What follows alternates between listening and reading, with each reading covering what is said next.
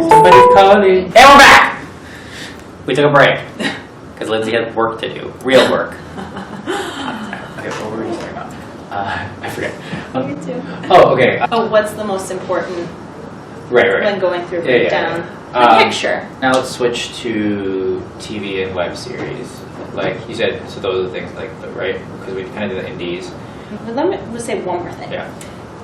It also doesn't matter if you're in SAG, necessarily. If you are pursuing a career as an actor at all, taking a class or doing anything like that, you can be Taft Hartley with pretty much no questions asked by SAG. So if you're not in SAG, you're not union, I don't know how other offices care about that, but I don't, because all I have to do is fill out a Taft Hartley form, and then you would become SAG eligible. The production isn't penalized for it. The only way they're penalized is if you've never taken any steps to pursue a career in acting. Yeah. So even not being in SAG is not a big deal to me for small roles.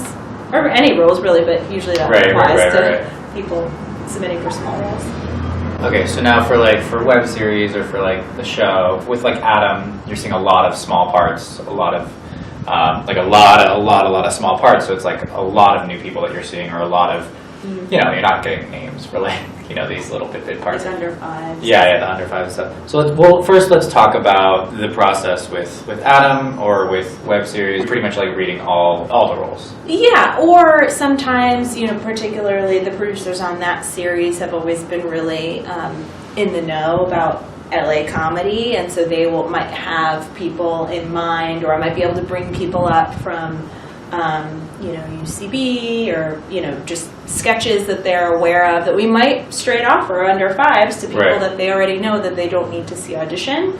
But typically with auditions, when I'm seeing a lot of roles and a lot of people for each role, I will just choose a bunch of people on breakdown, bring in people that I feel like could be right for the role, audition them, and send a select group to the director and the producers of that episode or that movie, if it's a movie, and say, here are my selects, and they might choose somebody, they might ask me to see more people, they might say, oh, you know what, we want to go in a different direction. So you never really know what you are up against when you walk in the room, and sometimes they might want to go in a different direction after I've already done the session. And that's nothing on you guys. You guys could have done a great job and been right.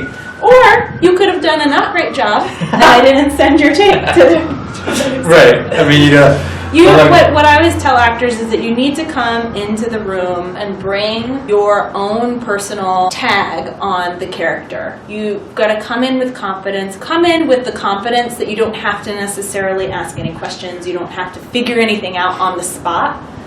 It's not that you can't ask questions with me necessarily, but come in such a way that you've got a handle on the character, where you could come in, do the scene, and walk out without another word uttered. That's the kind of level of confidence that you need to come in with. It's not that I'm very talkative, so we're probably going to talk about other things too, but that's kind of a good check for yourself when you're coming to the room. And then you've got to leave it behind, because you have no control. You don't know what kind of conversations have gone on behind the scenes. I will try to help you as much as possible, because I want you to be good, because then I can cast that role and move on to the next role and get my job done more efficiently and quicker. And so just know that the casting director wants every single person who walks in the room to be good. And if the potential is there, we'll help you get there. Help get you to the point that is going to satisfy what the producers and the directors are going to be looking for. Yeah. Typically, how many people would you see per role, and how many do you send on? I'd say for a really small, kind of under 5 type role, that's standard, not anything particularly unique physical characteristics. Unique physical characteristics, I would just see everybody that is submitted. I usually try to send between 5 and 10 choices. As many as 10 and as few as 5. Not less than 5, not more than 10. And I typically will see about 25 to 30 actors when I'm sending that. How many submissions do you get? Generally. Also depends on the type of the role. If it's like a 30-year-old like girl next door, could be up to 2,000 submissions. If it's something really specific, it could be 30 submissions. In which case, I would just see all 30. Who is Be specific.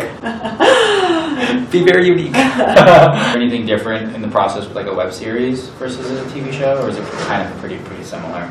It's different from my perspective in that there are maybe not as many layers of like approvals and all of that. So the creatives on a web series might have like more say, more sway, more power in the ultimate decision. Although even Adam Ruins Everything, the creatives really like drove that ship in terms of like who was ultimately cast and approved. And the studio TRUTV just they really trusted them. Yeah. Like it was a It's different for every studio network. but on a web series, that's really nice because those are the people that I am in contact with on a daily basis. So I have a really strong understanding of what everybody involved in the decision-making process is looking for. So I feel like I'm able to kind of hone in on that right from the start. A web series is also harder for me in that some people don't want to do it. That's a skill in and of itself as a casting director, is to try and understand who's realistic, who's not, who's going to come in and read, who's going to expect a straight offer, and who's within our budget range, and to have these conversations with the producers and with the agents and managers, and to balance all of that is a challenge, but it comes with experience in doing it and starting to understand the landscape of that. With like web series, you're still kind of looking for, you're trying to get big, like name your people if you can. It depends. Yeah. It depends on what the team is going for. Typically, if somebody can have a lead with a large following, they would like to have that, yes. Obviously. So get a following. Like an Instagram following is helpful. It's never going to be the reason that somebody's, well, I won't say that necessarily, but I've never had it be the reason somebody is cast. But it certainly like doesn't hurt, especially for roles that the target audience is the type of audience that would value that sort of platform, the platform on which you have the following. It doesn't hurt. Jumping back just to indies for a second, for the approval process with indie films, is it kind of the same? It's like the creator, because if there's no studio or anything attached, well, that makes it, that's why it's an indie. It doesn't have any, it's not attached to anything. So it's pretty much the director or the producer that has the final say? Yeah, the relationships between the director and the producer, and also the financier is often involved, and that's where a lot of more of the pressure to attach someone who's not just creatively right, who's not just going to work within the confines of the budget, but also is going to make that financier back their investment. It's all good. Everybody wants the movie to succeed. Everybody's got their perspective. So the director is just like usually really specifically wants that character to be like the right person for the role because they want the movie to be good, and the producer has everything kind of in mind, and the financier usually has a real eye for trends and international value. Everybody wants the movie to be good creatively, but everybody's also got their little perspective that I think working all together just elevates the process as a whole to spit out the right person, or for the right person to like rise to the top. Is there a difference between like indie movies that the financing isn't attached yet, and they come with like it's subjective to a name, like they have the script, they have the director, they want to make the movie, but maybe they don't have all the funding yet, and like it's like contingent, versus a movie that has the funding, still wants a name, but the funding is already in place? Is there a difference in the process on those two? Yes, a very, very big difference. A little bit about that. In that a Go movie that has the financing and has like a start date and is happening with or without actor A, B, or C is a really attractive offer. The script always has to be good to attract an amazing actor. That is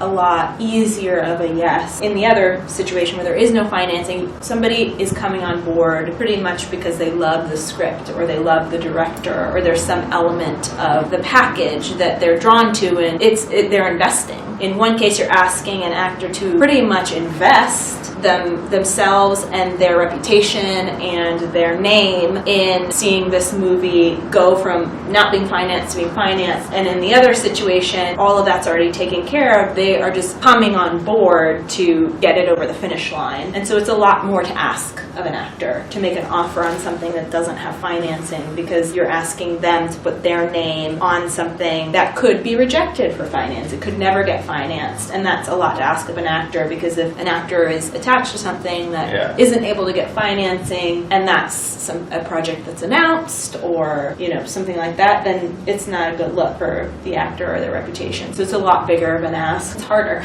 It's very hard. Yeah, it's hard. Let's talk about you specifically. Tell me some of your maybe pet peeves, or Lindsey's the sweetest person in the world, and she's the best person to read for, and she's so loving and such a great. I like reading. She loves reading. She's so good with actors. She's so good with her staff too. She's good with everybody. What are some things that actors should know that about you, or besides prepare? That does seem obvious that you should be prepared, but not everybody is. So I guess that would be my biggest pet peeve, because other than that, I don't have any pet peeves. Something might bother me in one scenario, and it doesn't bother me in another scenario because they've used that same thing to make something unique and different. I'll give you an example. Just in life, I got a gift or flowers or something from some guy. I thought he was creepy and not a nice guy. I would be like, ew, that's gross. Why is he giving me flowers? But if I got flowers from some guy that I thought was nice and handsome and I had a crush on, then that same act would be interpreted two different ways by me, and so by the same person. And so all that to say is whatever you're going to bring in to the room, whatever you're going to do, whatever you think is cute or different or unique, it needs to land, and it needs to be in such a package that's going to elevate your performance, and it all needs to be about the performance. It doesn't need to be gimmicky. It doesn't need to be something you're doing for show. Everything you do that you're going to kind of go out on a limb on needs to feed into elevating your performance. And the way you can kind of check that for yourself is asking yourself, are you doing this to be gimmicky? Are you doing this because you feel like you will ultimately give a better performance? I've had people come in the room and do 30 push-ups right before a scene, and it's that's cool. I'm fine with that if you feel like that's gonna make your performance better. The further out on them you go, the better it needs. You're putting a little bit of pressure on yourself, I'll say, to really deliver. Give me one horror story. I've been kissed in auditions before. I've been pulled out of my chair in a scene where the character is supposed to be being aggressive, and it scared me a little bit. I've had people pull out a weapon or something, and that's unsettling. If somebody told me they were going to pull out something that is unsettling, I might be okay with it, but I'm a lot more open-minded about that than I think most people will be. I just wouldn't recommend going there. Don't do that. But kissing's okay. Kissing is totally okay. Only if it's in the right package. If it's in the right package. If you're the flower guy, that's cute. But so those things were, I've been my heart starts beating. I try not to carry anything with me, any judgment or anything on these actors. And it takes me so out of your performance to have to think about, why is he doing this? All those things are taking away from your performance. They're not adding to it, because I'm a human being and I can't ignore that. Amazing, crazy, oh my god, it was the last minute, and we had somebody for the role, and then this random self-tape came in from nowhere of this guy from Texas who's never done anything. And he got the part over the guy that's done 50 movies. My favorite thing is when an actor comes into the room and we start the scene and I don't even realize it. I've had actors start scenes and I'm huh? What? What are you saying? I'm still talking to them and they're started the scene and they're so natural and the transition is so easy and seamless that it feels like they're bringing so much of themselves into the character that we're still just having our initial conversation. The movie I just worked on, we were seeing tons of people and thinking about all these huge names, and it was an indie, and the lead ended up being this kid that read, who has a ton of credit, maybe isn't a household name, but has that sort of trajectory. And he just came in and he was it's nothing specific. He was just so present. We're all here, the producer, the director, was just super rare. Yeah. I'm usually putting people on tape to be cast from tape, but for the lead, the director will always be here at some point with the actors, and he just really commanded the room in a way that wasn't presumptuous or annoying. It was all coming from like a very sincere, genuine place. He asked all of us, because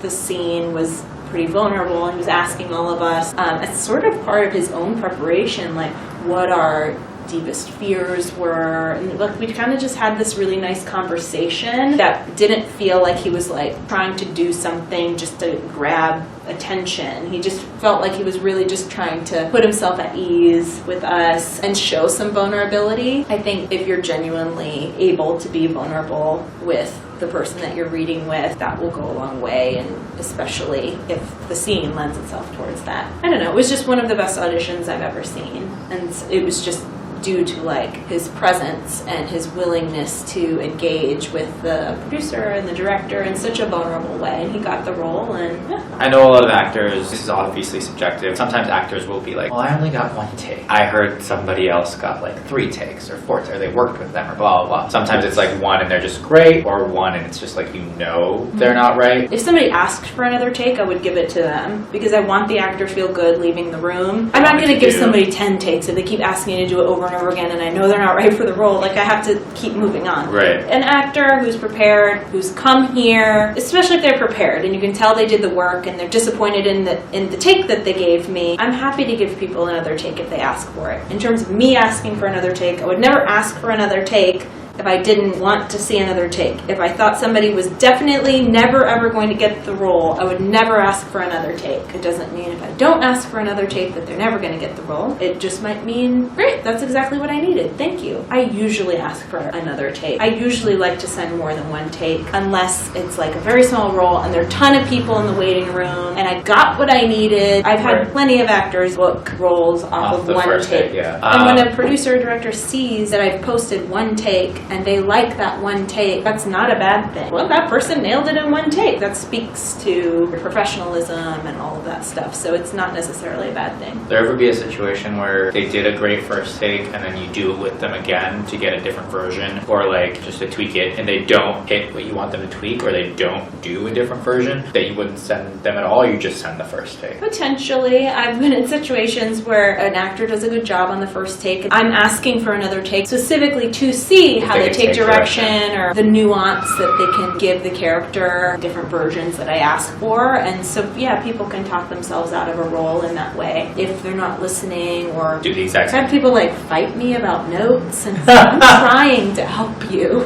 That's not how I see to the get character. you the job. Just not what's written, Lindsey. Yeah. You want to talk a little bit about your class? I feel like people are thirsty for a little bit of a different approach than what you might find in a lot of acting classes that have to do with like technique and things that you might learn in a book, or through in school and stuff like that, because I don't have that background. My background is all experience-based, and my approach is all completely intuitive. And I like sharing that with actors and getting to know them on that level, and it teaches me a lot about how to work with actors, to have the same actors over and over in a class and see what works and what doesn't. So it's honestly like for me too to teach. I love to teach. I enjoy it. Is there anything you're working on right now that you're super excited about? I'm always excited about what I'm working on, because I have learned through experience to only say yes to things I'm very excited about, because if I'm not excited about it, how can I get other people excited about it? And that's my job, to get actors and agents and managers excited about the things that I'm doing. And if I'm not excited about it, I'm not able to pitch things in a way that is going to. Maybe the last thing I will say is that actors, especially those just starting out or looking to kind of get more credits, I feel like you all are the ones who are gonna work the hardest for you. And agents and managers work so hard and do a really good job. You have all of the time in the world to pour yourself into your own career, and so much is out of your control, but what is in your control is to make sure that when you do get opportunities to be in front of casting, to be submitting tapes, or to be in shows and plays, you have to deliver. You have to have done the work ahead of time. You can't get an audition for the next day and all of a sudden turn yourself into a good actor overnight. So if you're really serious about your career, you have to be in classes. You have to be perfecting your craft, even though you're not having the opportunity to do it on a professional level. Because when called upon, you have to be able to deliver. So I guess that's my tip. That's a great tip. Be good. Be good. We covered a lot of stuff. If you guys have any other questions or follow-ups, maybe Lindsey will do a follow-up. Maybe not. She's very busy lately. Thank you so much for doing this, Lindsey. I appreciate it. Oh, my Lindsey. My little Lindsey. Thank you for watching. I don't know. I never know how to end these.